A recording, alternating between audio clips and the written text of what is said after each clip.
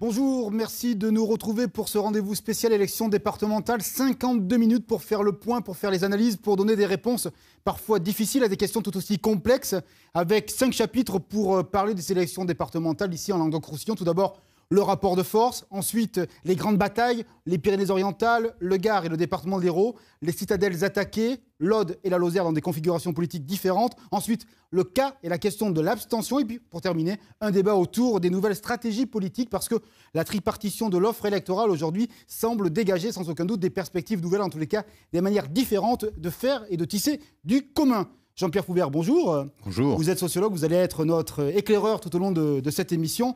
On a tout de même l'impression que le rapport de force change. En tous les cas, il y a une offre politique qui aujourd'hui est composée par 3 blocs.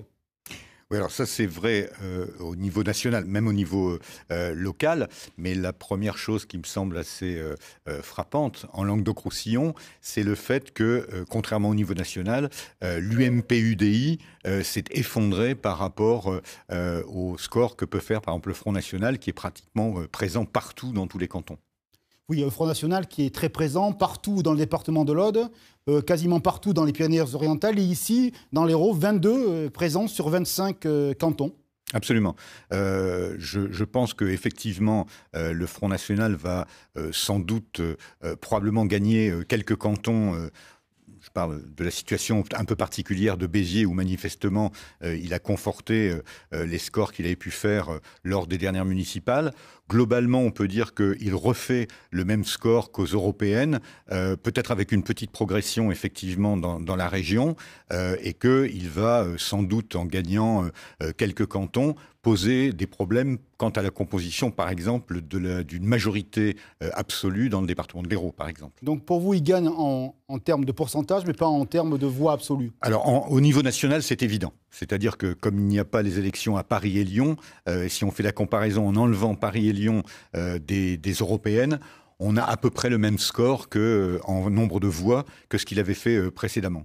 Par contre, effectivement, l'autre caractéristique, c'est cette gauche divisée, qui fait qu'elle a été exclue de nombreux cantons, sauf dans le Languedoc-Roussillon, encore une fois, et on voit très très bien que l'UMP et l'UDI ne sont pas sur les mêmes positions quant à la tactique du second tour. Dans l'Aude, le Front National et le PS sont au coude à coude. On va écouter l'analyse du président André Violaille des socialistes, et lui aussi il parle des 3 blocs qui émergent aujourd'hui dans la vie politique nationale. L'enjeu c'est ça, aujourd'hui on a trois blocs et on voit dans des élections comme ça au scrutin majoritaire qu'il n'y en a que 2 qui passent au second tour. Et là il y a un signal qui a été donné par les Françaises et les Français en nous disant que ça peut être le Front National qualifié. Et donc il va falloir tout faire pour que nous ayons d'abord la victoire dans ce département dans une semaine, et puis au-delà pour les échéances nationales de 2017, que la gauche républicaine et la droite républicaine soient devant. Nous parlions de grande bataille. Une grande bataille, c'est le département du Gard, où là, tout a été chamboulé. Éric Félix, vous observez tout ça depuis votre tour de contrôle de Nîmes. Alors, donnez-nous la situation dans le département du Gard, une situation très complexe. Alors une situation complexe, mais avec tout de même une force politique qui se met en évidence, c'est bien sûr le Front National qui, selon les chiffres du ministère de l'Intérieur, a dépassé hier les 35%. C'est le 4e score national, le Gard 4e de France. Alors le Front National en tête, ce n'est pas vraiment une surprise ici, puisque il y a 2 ans, lors de la présidentielle, pour le premier tour, Marine Le Pen était déjà arrivée en tête. Dans la foulée, le Gard plaçait l'un des 2 députés frontistes élus au niveau national à l'Assemblée. Donc, c'était Gilbert Collard à Saint-Gilles. Et puis, l'année dernière, Julien Sanchez l'emportait à Beaucaire. Le FN qui arrive en tête dans la moitié des cantons, qui sera présent partout au second tour. Et évidemment, cette problématique va poser quelques questions que droite classique et gauche vont devoir résoudre, puisque pour le second tour, vous le voyez sans doute, il y aura 6 triangulaires. Est-ce qu'il y aura des désistements? Est-ce qu'il va y avoir des accords, comme par exemple à Saint-Gilles, où lors des municipales l'année dernière, le PS avait choisi de se retirer? Est-ce que ce sera la même stratégie pour le second tour? Nous verrons. Et puis il y aura des duels qui seront serrés avec des scores importants pour le Front National. 9 duels avec la droite classique, l'union de la droite. 7 avec la gauche, avec des scores qui dépassent parfois les 40%, comme à Beaucaire d'ailleurs, où le binôme candidat a failli être élu dès le premier tour. L'union de la droite, elle, arrive en tête. Et pourtant, elle était unie partout. Elle n'arrive en tête que dans 4 cantons sur l'ensemble de 22 qui restent à pourvoir. Elle est même devancée par le Front National dans 2 des 4 cantons, ni moi. Finalement, le seul à faire, avoir le sourire aujourd'hui, eh bien, c'est le Front de gauche qui est en tête dans 2 cantons où il y aura une triangulaire dimanche prochain. Et surtout, le Front de gauche qui est le seul parti gardois à avoir connu la victoire hier, dès le premier tour. Il s'agit de la Grand-Combe avec le conseiller général communiste sortant Patrick Malavieille et Isabelle Fardouchouve, élue hier avec plus de 53% des voix. Merci beaucoup Éric Félix pour ces commentaires très exhaustifs. Je vous propose d'aller sur le terrain. Nîmes 3, c'est le canton où se présente Laurent Burgoa. C'est un adjoint à M. Fournier et c'est surtout le leader de la droite départementale. Et là aussi, il est bousculé par le candidat du Front National. Le reportage de Pascaline Ariza avec Pierre Trouillet. Sur le canton de Nîmes 3, l'union de la droite, qui récolte un peu plus de 30% des voix, est talonnée par le Front National, 29%, tandis que le binôme PS et Écolo arrive en 3e position avec à peine 24% des suffrages, peu suffisants pour se maintenir. Au deuxième tour, pas de triangulaire donc, mais en face-à-face entre l'union de la droite et le FN. L'union de la droite est portée par Laurent Burgoa et Claude de Girardi, 2 élus municipaux très implantés en centre-ville. Ils arrivent pourtant en tête de justesse. C'est le vote du désespoir, de l'exaspération. Je crois qu'il faut l'entendre à l'échelle locale et à l'échelle nationale. Je crois qu'il faut en tirer des conséquences. Ce vote-là, c'est vrai que je suis un élu de proximité.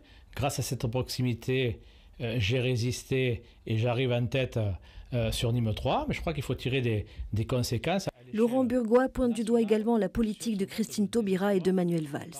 Du côté du Front National décomplexé, le fonctionnaire Thierry Jacob, ancien communiste, et l'ancienne chef d'entreprise Claude Devido crient déjà la victoire pour leur canton et pour 4 cantons supplémentaires.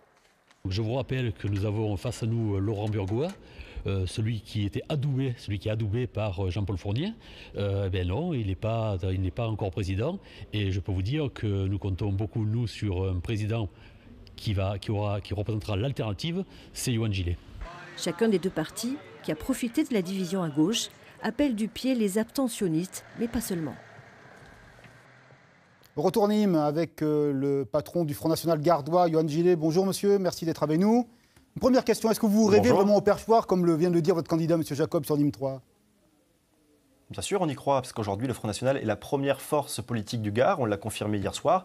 Je vous rappelle que nous sommes arrivés à près de 36%, première force politique, alors que l'UMP est bien loin derrière. Et quand je dis UMP, c'est UMP, UDI, Modem, qui fait à peine 22%. C'est une élection au second tour et c'est souvent difficile pour vous, parce qu'il n'y a pas d'alliance pour l'instant possible pour votre formation politique. Non, je ne suis pas d'accord. Vous verrez, nous le démontrerons dimanche prochain. Nous gagnerons de nombreux cantons et nous comptons bien d'ailleurs décrocher le département parce que nous sommes en capacité de gagner ce département. Nous sommes présents sur 22 des 22 cantons au deuxième tour. Nous y croyons fermement. Nous sommes la seule politique, le seul parti politique à pouvoir réellement changer les choses, alors même que nos adversaires vont s'allier. Alors ils vont faire leur tambouille interne, mais les électeurs, eux, n'appartiennent à personne et les électeurs prendront leurs responsabilités, j'en suis certain. On a parfois le sentiment qu'il n'y a pas vraiment de programme départemental élaboré, c'est ce que disent vos adversaires. Qu'est-ce que ce serait un président Front National dans le Gard? Une hypothèse, pour l'instant, qui peut exister, mais qui n'est pas forcément celle qu'on doit privilégier ce soir, aujourd'hui. Écoutez, c'est l'hôpital qui se fout de la charité parce que nos adversaires, eux, ont une coquille vide pour programme. Leur seul programme, c'est comment lutter contre le Front National. Nous avançons des choses très claires, très simples et que nous pourrons tenir. Nos engagements, nous les tiendrons. La première chose, c'est d'inverser la tendance. Le problème principal du département aujourd'hui, c'est qu'il y a un fonctionnement trop important. 85% du budget du département, c'est du fonctionnement, 15% seulement de l'investissement. Nous voulons pouvoir inverser les choses parce qu'il est important d'investir sur le département département, notamment parce que le département souffre, notamment d'un taux de chômage important. Et si l'on veut pouvoir développer économiquement le territoire, il faut investir massivement. Nous souhaitons aider les petites communes notamment à pouvoir investir sur des projets structurants, importants. Et pour cela, il faudra faire de nombreuses économies comme nous sommes capables de le faire. Nous l'avons prouvé d'ailleurs à maintes reprises, puisque vous savez qu'aujourd'hui, 11 communes sont gérées par le Front National en France. Et d'ailleurs, un sondage très récent montre que 74% des habitants de ces communes, de tous bords politiques, sont satisfaits par la gestion par les maires Front National. Eh bien, nous comptons faire la même chose au département. Nous en sommes capables et nous le démontrerons prochainement. Merci beaucoup, M. Gillet, d'avoir été en direct depuis Nîmes. Jean-Pierre Coubert, sociologue. Une analyse sur ce département gardois, jadis très marqué par une culture communiste. Le premier député socialiste était là, juste à la veille de la Première Grande Guerre mondiale. Absolument, et ça remonte à quelques années, mais il me semble me souvenir qu'aux élections législatives de 1973, il y avait 4 circonscriptions dans le Gard, et les 4 avaient vu des députés communistes élus. Moi, par rapport à ce qui vient d'être dit, je voudrais faire deux petites remarques. La première, c'est que quand vous avez posé la question de quel était le programme des uns ou des autres, juste une petite remarque, le fait que les compétences définitives des départements ne soient pas encore complètement définies a jeté sans doute un trouble. Le fait que tous les cantons de France soient renouvelables en une seule fois a provoqué une élection avec un regard national. C'est vrai que quasiment le programme, si on prend l'exemple du Front National, le programme du Front National est le même partout en France, même s'il n'est pas très précis sur ce qui pouvait être fait. Dernier point, il faut rappeler que les conseils généraux, même si effectivement la part du fonctionnement est extrêmement importante, ont des budgets extrêmement gagés par des compétences qui sont obligatoires, comme le social qui représente à peu près les 2/3 du budget, plus les routes, plus les collèges, etc. Et la marge de manœuvre, effectivement, en termes d'investissement des conseils généraux, disons, est extrêmement limitée. Donc, reprocher aux conseils généraux le fait que la part de l'investissement soit faible, me semble pas, disons, correspondre à une réalité, en tout cas, d'action. Merci beaucoup. On va prendre la direction des Pyrénées-Orientales désormais, où le Front National est la première force politique, 31,42%, la gauche 24,10% et l'UMP 23,6%. Je vous propose de nous rendre à Perpignan pour voir un petit peu les enjeux de ce second tour avec Philippe Georget. Toutes mes félicitations et au travail. Merci. Un discours de combat plus que de victoire hier soir pour Louis Alliot face à ses militants. Et pourtant, on peut bien déjà parler d'une victoire pour le Front National. Premier parti des PO désormais, il sera donc présent au second tour dans 16 cantons sur 17. Donc je suis en tête largement sur les... C'était prévisible, le FN dépasse les 30% dans tous les cantons perpignanais, jusqu'à 38% même au Vernet et au Moulin à Vent. On avait eu de très très bons retours sur le terrain et on avait vu que les gens nous étaient extrêmement favorables. Mais enfin, bon voilà, c'est un scrutin et on attend toujours quand même le résultat des urnes avec un peu d'appréhension. Finalement, les gens ne nous ont pas menti, ils ont réellement voté pour nous. C'était prévisible également, le Front National réalise d'excellents scores sur la côte, mais il s'implante aussi dans tout l'arrière-pays. Pour la première fois, le FN devrait donc avoir des élus dans les PO. C'est les électeurs qui ont les clés en main. Soit ils veulent continuer avec les mêmes comme avant et ils auront la même politique, soit ils veulent changer et ils ont là les moyens de changer les choses. Eh bien, moi je leur fais confiance, qu'ils le fassent, qu'ils aient le courage de le faire. C'est important pour l'avenir. Prudent hier soir, Louis Alliot avançait ce matin la possibilité d'une victoire dans 7 cantons. La magie du direct, Perpignan avec un historien. Bonjour Nicolas Lebourg, vous êtes la référence en France sur l'histoire de l'extrême droite et du Front National. Votre regard, le maillage territorial de Mme Le Pen est en train de fonctionner manifestement dans cette région en tous les cas. Il y a à la fois des succès et pour le Front National des déceptions. Des succès parce que le Front National, il est certain, continue à progresser, arrive à se stabiliser, à se normaliser. J'aime pas du tout le terme de dédiabolisation. Le terme de normalisation me paraît beaucoup plus judicieux. On voit très bien à Perpignan et à d'autres zones, on peut penser au Vaucluse, on peut penser à Allen, que dans les endroits où le Front National se construit, où il se notabilise, il approfondit le vote, il va au-dessus de la moyenne nationale. Ailleurs, ce n'est pas le plébiscite qu'avait présenté Marine Le Pen, qui avait voulu faire cet enjeu de cette élection, une espèce de plébiscite pour son parti politique, sur le thème de l'irrésistible ascension. Là, le pari est raté. En ce qui concerne l'implantation dans les territoires, on voit au contraire que le pari est réussi. Pourquoi le Languedoc-Roussillon est une terre si fertile pour le Front National, notamment ces zones rurales? Alors, les zones rurales votent fortement Front National depuis l'élection présidentielle de 1995.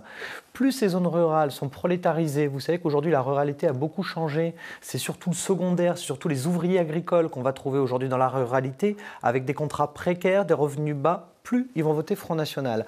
Le vote FN, c'est un vote interclassiste. Il y a des gens très riches en Languedoc-Roussillon qui vont voter Front National, il y a des gens très pauvres en Languedoc-Roussillon qui vont voter Front National. Et par contre, proportionnellement, mathématiquement, si je peux me permettre, plus il y a une répartition inégale des richesses dans un territoire, plus ils votent FN. Quels sont les territoires les plus inégaux? C'est par exemple Béziers, c'est par exemple Perpignan, avec entre 32 et 33% des gens qui vivent sous le seuil de pauvreté, mais à côté de ça, des gens qui ont accès au capital. Ils et nous, ils les élites et nous le peuple, est-ce que ça peut, j'allais dire, faire une présidente de la République ou ça sera insuffisant encore au niveau du programme, au niveau de l'adhésion au programme et non pas au niveau de l'adhésion du constat pour l'instant qui est fait par les électeurs? Le problème pour le Front National qui perdure est la question de son isolement. Son isolement est sa force parce que dire « nous rejetons l'ensemble du système, nous sommes le seul parti anti-système », ça les met dans une position bénéfique. On a bien vu encore hier, il n'y a pas de phénomène Podemos, il n'y a pas de phénomène Syriza en France, il n'y a pas d'autre gauche. C'est effectivement une tripartition. Et le Front National est en position de se glisser. On a des lois électorales qui sont faites pour avoir 2 camps. Et effectivement, aujourd'hui, on a 3 camps. De là, arriver à 50% plus une voix, c'est très compliqué. Ceci dit, si je peux me permettre, on voit que l'électorat UMP peut se reporter jusqu'à peu près 50% vers le candidat FN en cas de duel FN-PS. Et on voit que l'électorat PS peut se reporter sur le candidat FN à hauteur de 15-20% quand on regarde par rapport aux élections précédentes en cas de duel FN-UMP. Donc la question est vraiment la question des transferts et des mobilisations de l'électorat. Merci beaucoup Nicolas Lebourg pour cet éclairage historique et de sciences politiques. Toujours très agréable de vous entendre. Une précision, Podemos évidemment et Syriza, ce sont des partis d'extrême gauche en Espagne et en Grèce qui sont pour l'instant au devant dans les sondages et au pouvoir à Athènes. Merci beaucoup Monsieur Lebourg. Direction le Vidourle, Lunel, là aussi on a beaucoup parlé du Front National et pour cause, le Front National est en tête. Monsieur Vouzelot affrontera le vice-président socialiste du département Claude Barral. Reportage avec Delphine Aldebert et Nicolas Chataille. Minan Cole.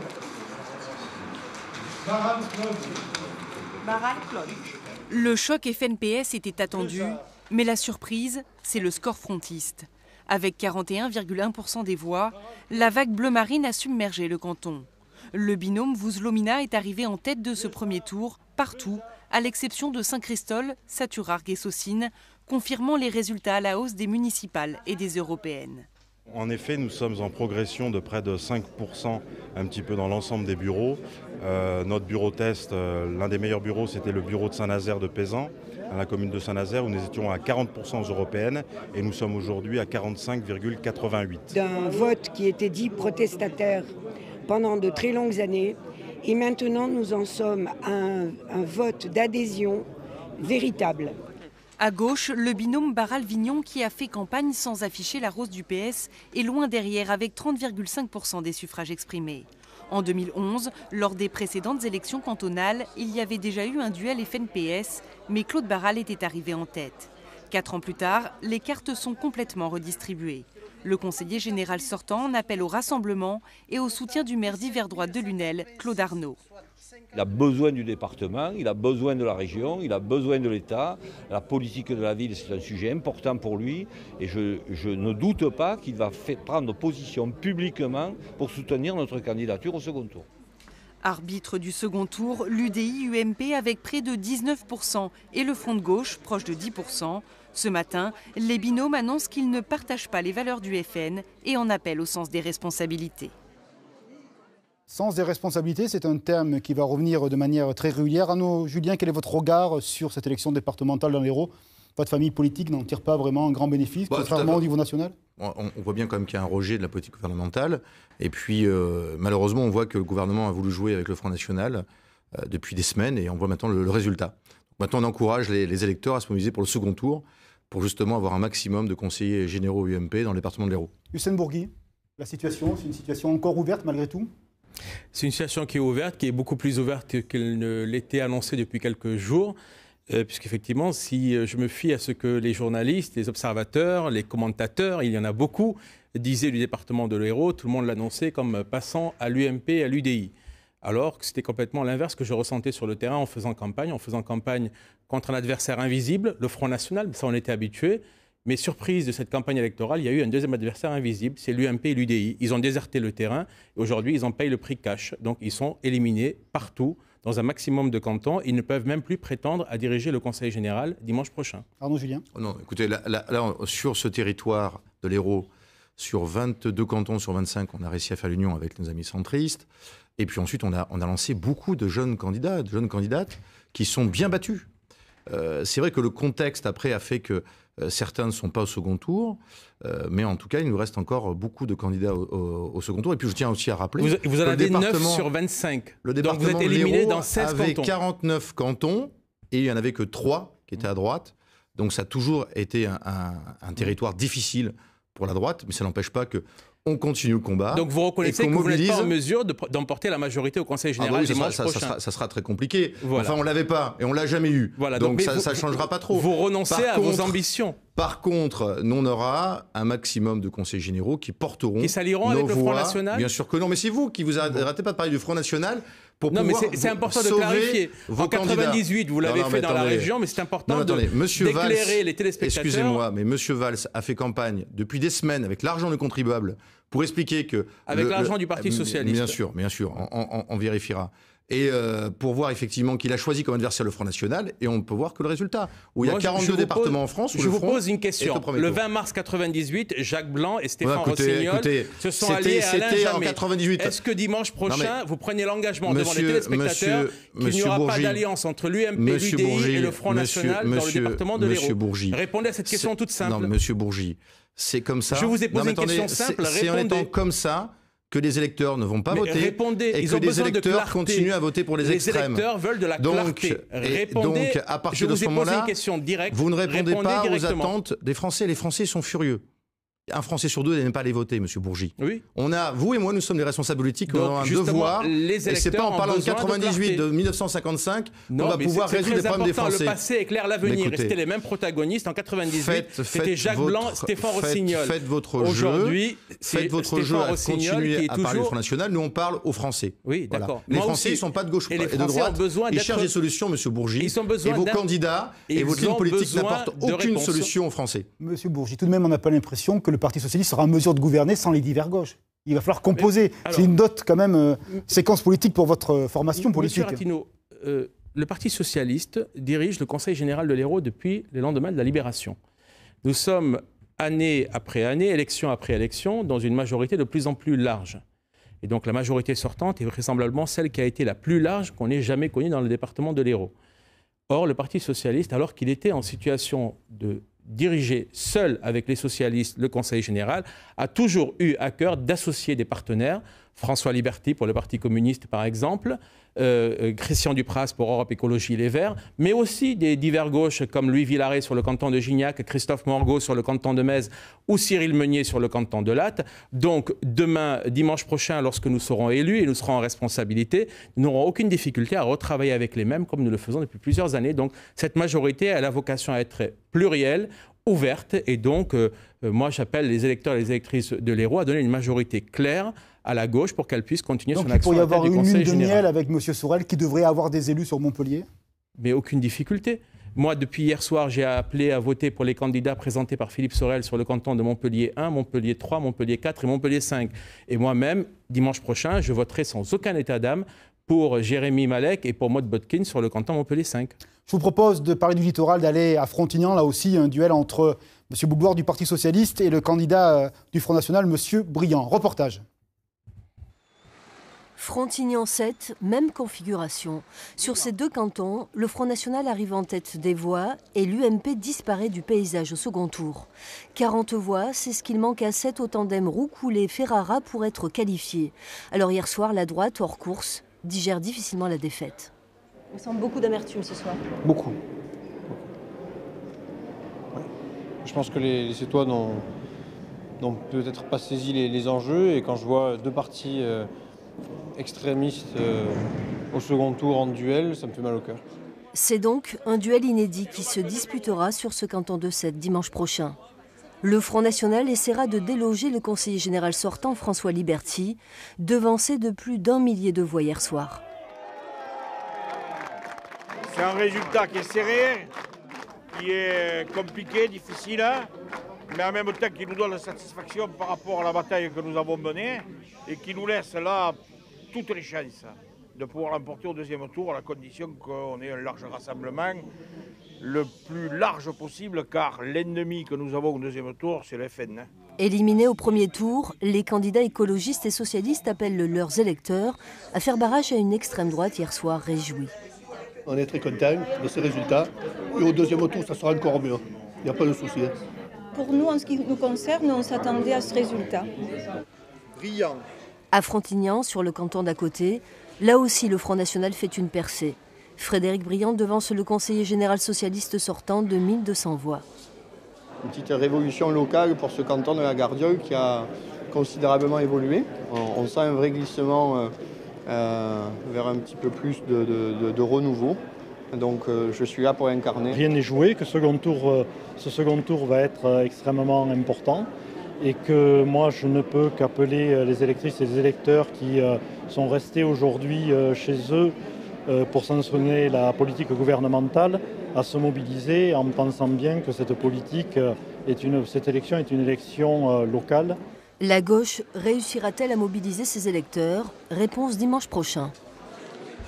Hussein Bourgui, comment mobiliser? La question de ma consoeur Caroline Agulot. Mobiliser tout simplement en appelant les électeurs et les électrices au bon sens. Dimanche prochain, seul le Parti socialiste et ses alliés sont en mesure d'avoir une majorité claire pour continuer à diriger le Conseil général de l'Hérault. Première chose.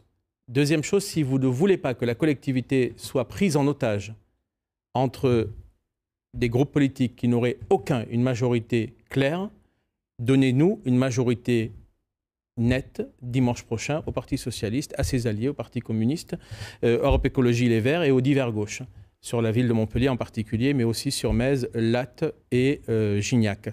Et dernier élément, regardez ce que nous avons fait hier, regardez ce que nous proposons et regardez le programme du Front National. Il est d'un vide sidéral. Le programme du Front National est inadapté aux attentes, aux enjeux, aux besoins des Héraultaises et des Héraultais, alors que nous, nos élus et nos candidats sont pleinement opérationnels dès le lendemain de l'élection pour se mettre au travail au service de l'Hérault et des Héraultais. Arnaud Julien, il y a eu une union UMP-UDI. C'est presque pour la première fois, ça fonctionne. Enfin, en tous les cas, vous avez pu travailler ensemble. C'est une terre de mission, l'Hérault, pour vous? Ça a toujours été une terre très difficile.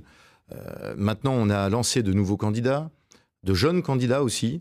Donc maintenant, ils vont devoir s'enraciner sur leur territoire, travailler, continuer le travail qu'ils ont mené pendant plusieurs mois en campagne, pour ensuite préparer justement une alternance démocratique dans le département de l'Hérault. On ne peut pas se satisfaire d'avoir un parti socialiste hégémonique dans l'Hérault, et on voit le résultat, le chômage qui explose, l'insécurité qui explose. Donc il faut vraiment que les gens, les électeurs, dimanche, fassent confiance à un groupe qui sera constitué d'un maximum de conseillers généraux UMP et du centre. Si j'écoute Arnaud Julien, quand même, c'est gentil de m'écouter. Sur Béziers et sur Sète, qui sont des communes importantes, dirigées pour la ville de Béziers par un sénateur maire, un premier adjoint, député UMP, Raymond Couder et Elie Aboud. Ils ont été battus aux élections municipales il y a 1 an. Et là, pour les élections cantonales, vous êtes balayés à Béziers et dans l'agglomération de Béziers. Si je regarde... Enfin, la gauche n'existe plus beaucoup non plus à Béziers. Si je regarde, nous sommes au moins qualifiés dans 3 cantons sur 4 à Béziers. La gauche, je ne sais pas combien de vice-présidents... Quand je regarde sur 7, le sénateur maire François Comègne n'est même pas capable d'assurer la qualification de son poulain, Romain Ferrara, pour le second tour. Il a échappé à la qualification d'une 40aine de voix. Il n'est pas qualifié. Sur un canton de 35 000 habitants. C'est un constat. Il n'est pas qualifié. Mais alors que vous aviez une gauche qui était explosée. A fait 25%. Il y avait 3 candidats de gauche, Europe Écologie Les Verts, le Front de gauche et le Parti socialiste. Et vous n'êtes même pas capable, alors que vous avez la mairie de Sète, que le sénateur maire, président de l'agglomération, règne sur ce territoire, il n'est même pas fichu de faire qualifier son poulain de la région de pour le second tour. C'était très difficile pour nous. Donc, dans tous les territoires, vous n'avez pas fait campagne, vous n'êtes pas crédible. Attendez, on va s'écouter. Là, vous ne pouvez pas dire qu'on n'a pas fait campagne. On a fait campagne. On avait vraiment des candidats. On a des candidats qui sont vraiment des travailleurs, des gens qui ont des convictions, qui aiment leur territoire. Voilà, c'est tout. Donc maintenant, on prend acte du premier tour. Il y a le second tour et on verra, on fera l'analyse, Monsieur Bourgi, du second tour. Mais je sais que nos électeurs vont se mobiliser sur les cantons où nous sommes présents. Monsieur Hussein Bourgi, sur Montpellier, vous dites à vos militants socialistes, allez avec Philippe Sorel pour le second tour? Sans aucun état d'âme. Partout où il y a des candidats du Parti socialiste, du Parti communiste, divers gauche, de l'UMP et de l'UDI qui sont opposés au Front National, notre ligne de conduite est simple, c'est le Rassemblement républicain. C'est la raison pour laquelle j'ai appelé tous les électeurs des candidats socialistes à se reporter sur les candidats, qu'ils soient UMP et UDI, comme ce sera le cas sur le canton de Moguio, d'Agde, de Pignan et de Béziers 2. Et j'ai appelé tous les électeurs et les électrices socialistes à se reporter aussi sur les candidats divers gauche, Christophe Morgot sur le canton de Metz, Louis Villaret sur le canton de Gignac, et les candidats présentés par Philippe Sorel sur les 4 cantons sur 5 de la ville de Montpellier. Donc sans aucun état d'âme. J'attends ce message de clarification de la part de l'UMP et de l'UDI et je ne l'ai pas entendu à ce jour. Monsieur Joseph Francis a appelé à voter socialiste hier soir sur notre antenne. Et j'attends que monsieur Arnaud Julien en fasse de même. Une question par rapport à Montpellier. Mais monsieur Arnaud Julien, vous êtes bien taiseux. Je ne suis pas taiseux, on ne m'a pas donné la parole. Moi, je ne suis pas comme vous. Je suis assez poli, mais je peux répondre parce que hier, j'ai donné la position de l'UMP. Je pense que vous l'avez entendu, vous m'avez aussi entendu. La position du parti est simple. On a fait campagne et on fait campagne depuis de nombreux mois pour dire que le PS est mauvais pour ce pays, que le Front National est mauvais pour ce pays. Je suis désolé, on ne peut pas appeler à voter au second tour pour l'un d'entre vous. Voilà. C'est une élection départementale. Le Front National n'a aucune chance de gagner le Conseil général. Donc, je veux dire, la République n'est pas en danger, Monsieur Bourgi, rassurez-vous. Et ensuite, nous aussi, on peut entendre les électeurs du Front National qui sont mécontents de votre politique, Et au lieu d'avoir un air, Monsieur Bourgi, assez suffisant dans cette émission, ayez un peu l'humilité d'écouter les électeurs qui ne sont pas allés voter, les électeurs aussi qui votent Front National, et les électeurs aussi qui votent aussi pour l'UMP, parce qu'ils en ont marre de la politique de votre gouvernement. Jean-Pierre Foubert, une analyse sur le département de l'Hérault en 1 minute.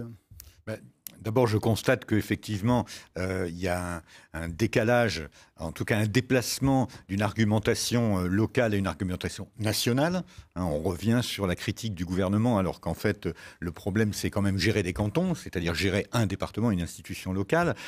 D'autre part, je ne suis pas Madame Soleil ou Grand Clerc pour savoir ce qui va se passer au second tour. C'est vrai que hier, par exemple, Joseph Francis, qui était associé dans, je crois, l'UDI était associé dans 22 ou 23 des cantons, des 25 cantons de l'Hérault, et qu'il dit, sans état d'âme, moi je suis contre la politique du Nini, et donc j'appelle à voter pour les candidats républicains au second tour. Ce qui va faire qu'effectivement, on peut penser que ça va encore diminuer le score que pourrait faire éventuellement l'UMP. Et troisièmement, je pense que je ne suis pas persuadé que la position nationale du Nini ne soit pas un piège à terme par rapport au Front National, dont on sait que l'idée est de créer un jour un espèce de parti républicain à l'américaine où, dans le rapport Front National-UMP, ce serait le Front National qui soit majoritaire. Merci beaucoup. Pour conclure, la situation sur Montpellier, elle est compliquée pour le PS malgré tout. Philippe Sorel peut réussir son pari. La situation sur Montpellier est compliquée pour le Parti socialiste, comme la situation est compliquée pour le Parti socialiste. Partout, il se présente sans accord avec ses alliés naturels que sont Europe Écologie Les Verts et le Front de Gauche. Quand vous regardez les cantons de Montpellier où les candidats présentés par Philippe Sorel se qualifient, par exemple, je prends le canton de la Paillade, le candidat de Philippe Sorel, le binôme de Philippe Sorel, Abdiel Kandoussi, Chantal Lévy-Rameau, nous dépasse de 60 voix. Et cela doit nous ramener à la raison et ramener surtout nos partenaires à la raison qui se sont présentés souvent pour cette élection départementale, les uns pour se compter, pour faire vivre leur logo, les autres pour essayer de tester si dans tel ou tel canton de l'Hérault, on pourrait importer le mouvement Syriza grec dans l'Hérault ou le mouvement Podemos espagnol dans l'Hérault.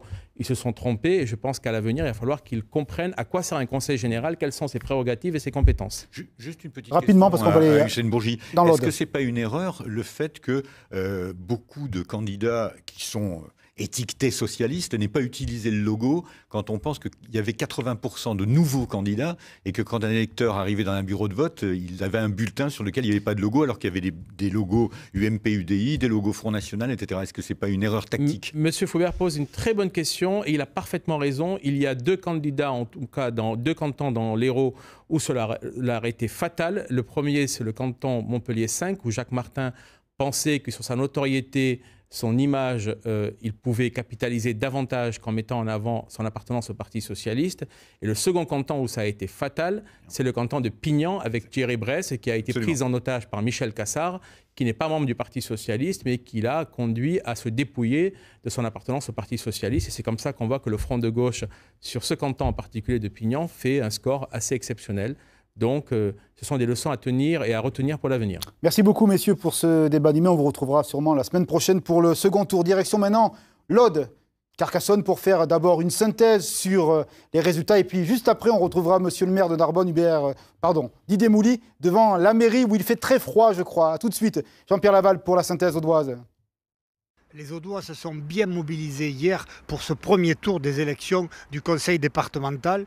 La participation a atteint 57%, donc un progrès important depuis 2011, où ils n'avaient voté qu'à 52%. Le fait politique le plus important, c'est la puissance du vote du Front National, aussi bien dans les villes que dans le terroir. En dehors de Bram, où le président sortant socialiste, André Viola, a été élu de justesse au premier tour, donc le Front National sera présent dans 18 cantons sur 19 dimanche prochain. Le Front National vire en tête dans des villes comme Lézignan, au cœur des Corbières, ainsi qu'à Trèbes, près de Carcassonne. Dans les cantons urbains de Carcassonne et de Narbonne, là où la droite et le centre avaient remporté l'an dernier les élections municipales, la situation est très difficile pour les représentants donc, des majorités municipales, que ce soit M. Mouly ou ici Mme Bardou. En conclusion, que feront les électeurs du Front de gauche? Voteront-ils pour le Parti socialiste dans les duels avec le Front national? Que feront aussi les électeurs de droite et du centre, là où il n'y a plus de candidats? Est-ce qu'ils voteront? Est-ce qu'ils s'abstiendront? C'est toutes les inconnues de ce deuxième tour dans l'Aude. Merci beaucoup Jean-Pierre Laval. Direction Narbonne où nous attend Maître Mouly. Bonjour, Bonjour. monsieur le maire, monsieur le candidat. Il fait froid, je crois, devant votre hôtel de ville. Est-ce que vous êtes d'accord? C'est supportable encore. Est-ce que vous êtes d'accord avec l'adjectif employé par Jean-Pierre Laval? Une situation un peu difficile pour vous ou pas du tout?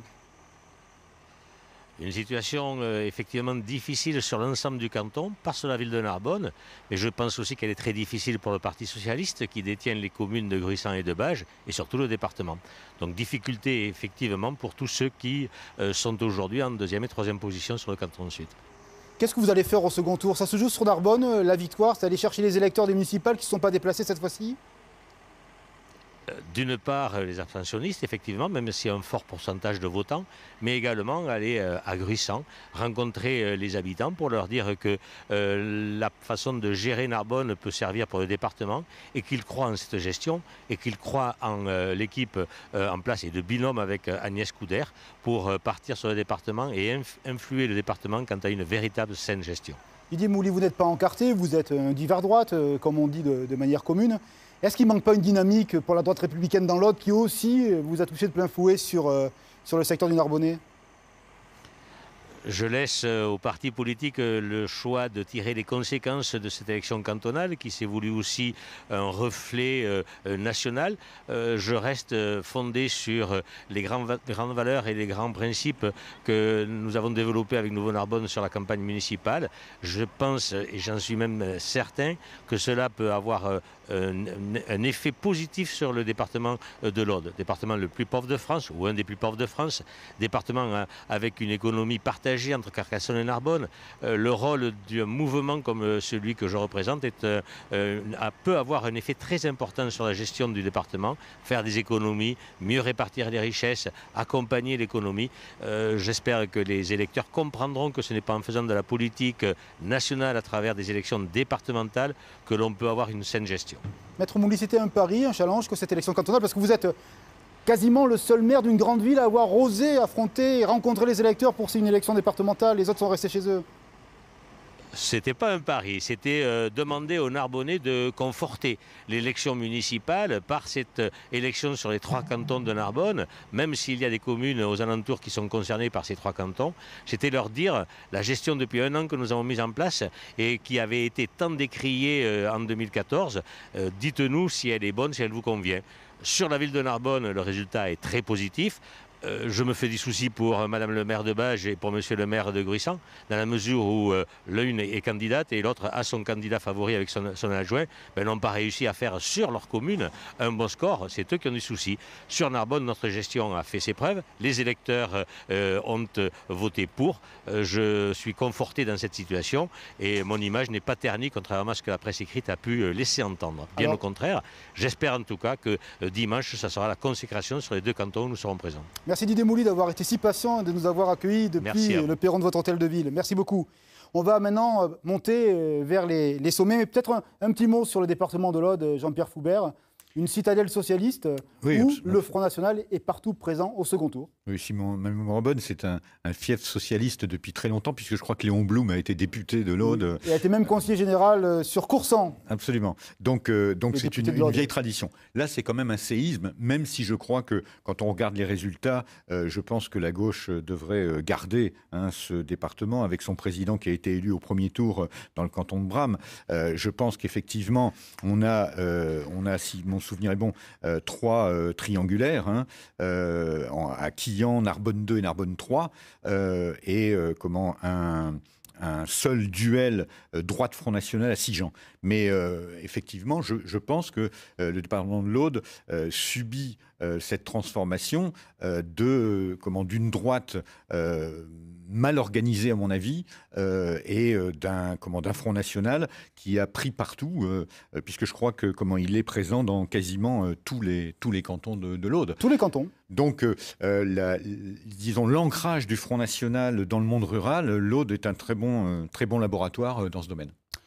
On va prendre de l'altitude, on monte vers le département de la Lozère, où là, on est sur vraiment une dimension classique. Ce sera des duels entre la droite républicaine et le Parti socialiste. On rencontre tout de suite Sébastien Balnouls avec Yannick Le Tournier pour nous parler de la situation lozérienne. Le Gévaudan.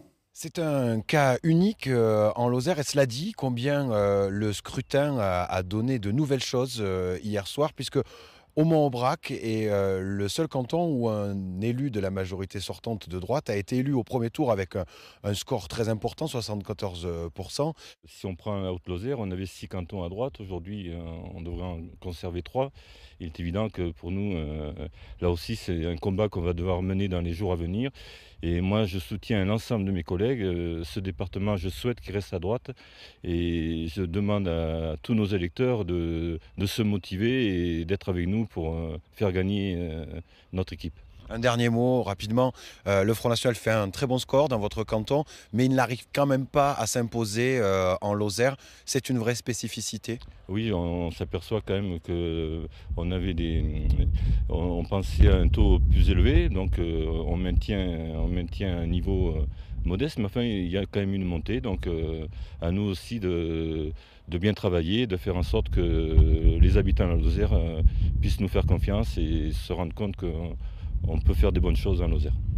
Merci. Voilà. À noter tout de même, il y a un autre élu au premier tour en Lozère. Il s'agit de Robert Aigouin qui représente le Front de gauche et Europe Écologie Les Verts dans le canton du Colette d'Aise. Merci beaucoup. Il y avait du soleil au Mont-Aubrac. L'abstention, là, ça va être un thème pour commencer la dernière partie où on va ouvrir les perspectives. Bonjour, Mohamed Bouklit, président de l'Université populaire de Montpellier.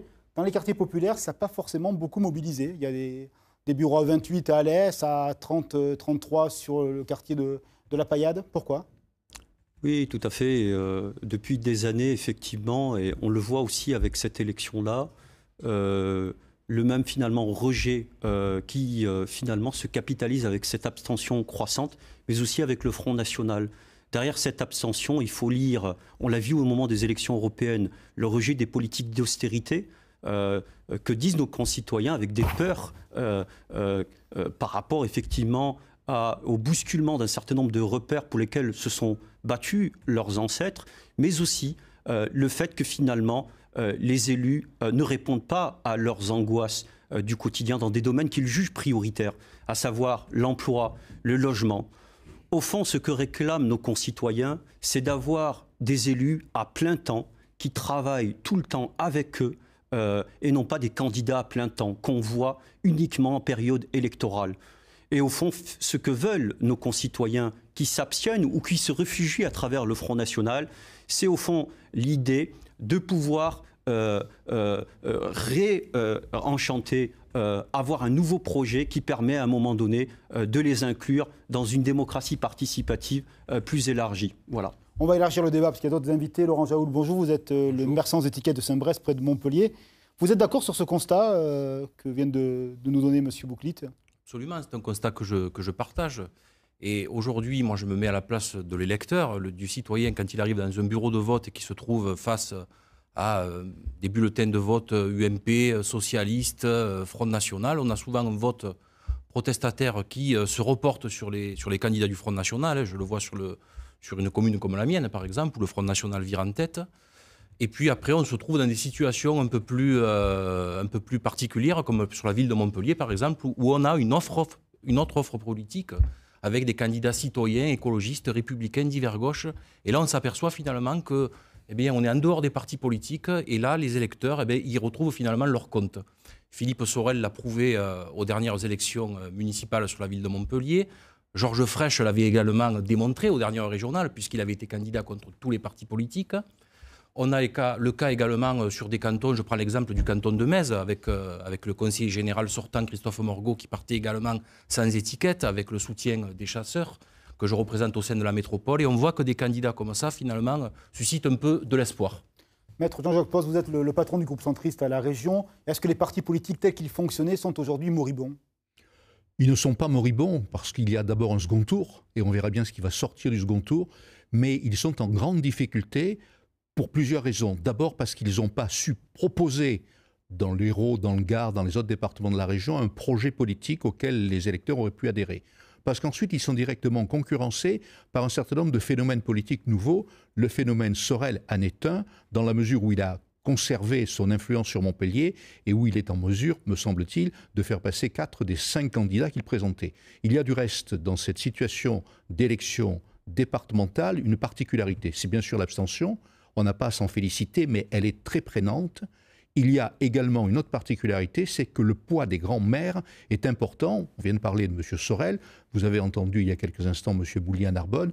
La situation est également la même dans le Gard, où Jean-Paul Fournier place quasiment les 4 candidats qu'il soutenait en position d'être élus dimanche prochain. Alors, les partis politiques sont en difficulté, mais ils le sont d'autant plus, me semble-t-il, qu'ils ne savent pas proposer une alternative aux citoyens. Ceci posera un problème majeur dans les scrutins ultérieurs, à l'égard notamment du Front National. Vous avez rappelé dans l'ensemble de vos émissions que le Front National avait gagné cette élection, quoi qu'on puisse en penser. C'est vrai par rapport à des sondages qui les mettaient plus haut, mais c'est vrai dans la réalité des choses. En Languedoc-Roussillon, il y a peu de temps, en mars 2014, le Front National réalisait 31% des voix. À ce jour, il est à 35% des voix. Et je me demande à quel niveau il va se situer si les partis politiques traditionnels ou les personnalités qui animent des mairies ne font pas l'effort de se motiver, de se mobiliser et de faire des propositions. Nous avons dans 9 mois des élections régionales. Ce seront des élections où les larges coalitions seront nécessaires, car si ce n'est pas le cas, le Front National de 35 sera à 40%, et si dans un premier tour de scrutin proportionnel, une force est à 40%, on peut envisager ce qu'il en serait dans le second tour de ce scrutin. Il nous reste moins de 5 minutes, alors rapidement sur les réponses, et Laurent Jaoul sur les régionales aussi. Rapidement, pour rebondir, effectivement, deux éléments d'information et de compréhension qui me paraissent fondamentaux. Tout d'abord, je suis d'accord avec Laurent Jaoul, ce que entreprend depuis les municipales Philippe Sorel est un laboratoire au niveau national. Et effectivement, il faut innover dans ce domaine-là en plaçant le citoyen au centre du jeu démocratique, au centre de toutes les décisions, en l'incluant davantage, et notamment les abstentionnistes. Mais je veux dire aussi un élément qui me paraît fondamental par rapport à ça. Il faut à un moment donné que les élus, les partis politiques, on le voit notamment au premier rang desquels le Parti socialiste change son logiciel politique, change ses conceptions politiques en crevant les abcès idéologiques pour relever les défis de la mondialisation et répondre aux angoisses de nos concitoyens. Mais aussi les pratiques.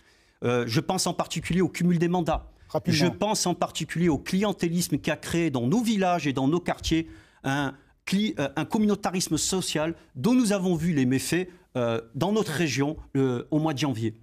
Laurent Jaoul. Exactement, je partage l'analyse de Jean-Jacques. Alors que vous êtes d'univers politiques différents. Différents, mais c'est un consensus républicain. Et ce que disait tout à l'heure Jean-Jacques Pons, on a des échéances électorales dans 9 mois, avec des élections régionales. Si demain, les élus, et notamment les maires de cette grande région qui part de Toulouse et qui descend jusqu'à Nîmes, si les maires ne se prennent pas en main et ne vont pas à ces élections-là, qui pourra arrêter le Front National qui aujourd'hui a un étiage à 30-35%? Ce n'est pas le Parti Socialiste qui, on le sait, on l'entend dans les dîners en ville, va aligner les députés sortants actuels parce qu'en 2017, ils seront probablement balayés. On va vouloir recaser les candidats qui auront été battus aux élections cantonales. Comment voulez-vous gagner une élection régionale avec des élus qui aujourd'hui ne représentent, sont des députés hors sol finalement, élus au conseil municipal de Montpellier dans l'opposition? Donc je crois qu'il faut vraiment prendre les choses sérieusement en main. Monter des listes avec des élus qui représentent les territoires. Il ne faut pas des élus hors sol qui soient imposés par Solferino ou par l'UMP à Paris, ça ne fonctionnera pas. Il faut absolument des élus qui représentent les territoires, notamment des maires. Une liste constituée de maires de droite et de gauche. Je veux dire, on peut laisser tomber les clivages et partir sur un système comme l'a fait Philippe Sorel au municipal de Montpellier avec des listes citoyennes, écologistes, divers gauches, républicaines. Je crois que c'est la seule alternative crédible demain face au Front National. Maître Jean-Jacques Post, vous êtes le seul élu régional. Vous pensez quoi de tout ça? Je pense la même chose que mes deux interlocuteurs, à savoir qu'il y a une crise du politique, une crise des partis politiques.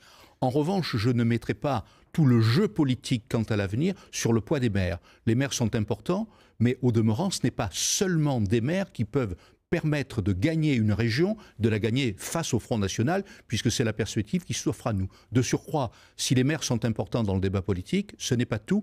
Et au demeurant, la politique, ce n'est pas une aventure solitaire, une aventure indépendante, même si celle de M. Sorel, que vous avez évoquée, réussit depuis sa dernière élection il y a 1 an à la mairie de Montpellier. La politique, c'est une aventure collective. Et pour qu'il y ait une aventure collective, il faut qu'il y ait des partis politiques qui soient dignes de ce nom. Donc il appartient, me semble-t-il, aux partis politiques de se refonder, de repartir à la base, d'intégrer les revendications des citoyens et pas simplement de faire de l'amalgame en disant il ne faut pas voter Front National. C'est totalement contre-productif. Certes, il faut le dire, mais ce n'est pas suffisant. Et dans une perspective d'élection régionale, puisque déjà nous nous projetons dans ce que sera le scrutin dans 8 à 9 mois, ce sont des grandes coalitions qui pourront, à mon sens, avec bien sûr des maires, mais surtout des partis politiques refondés, ce sont de grandes coalitions qui pourront gagner.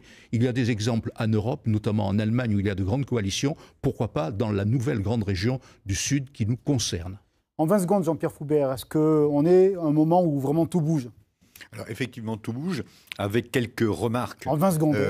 Le Front National s'étant présenté seul, il n'a pas de vraie réserve de voix pour le second tour. On avait une gauche désunie, peut-être sera-t-elle unie pour ce second tour.